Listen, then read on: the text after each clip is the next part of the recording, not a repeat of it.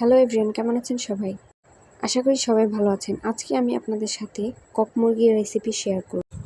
প্রথমে আমি একটি প্যানে তেল দিচ্ছি। এর মধ্যে একটা এলাচ, একটা দারচিনি, রসুন কুচি, কাঁচামরিচ কুচি, পেঁয়াজ কুচি দেব। দেওয়ার পর আমি নাড়াচাড়া করে নেব। পেঁয়াজগুলো আমি বাদামি করে ভেজে নিচ্ছি, দেখুন সবাই।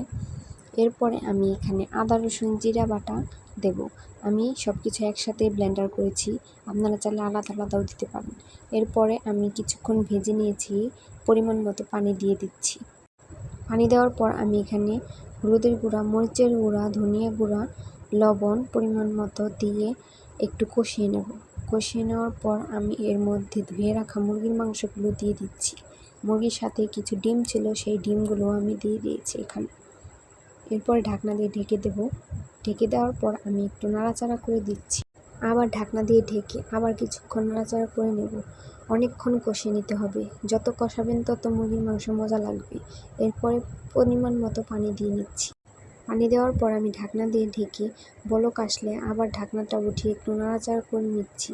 এরকম করে আপনি 20 মিনিটের মতো রান্নাটা করে নেবেন।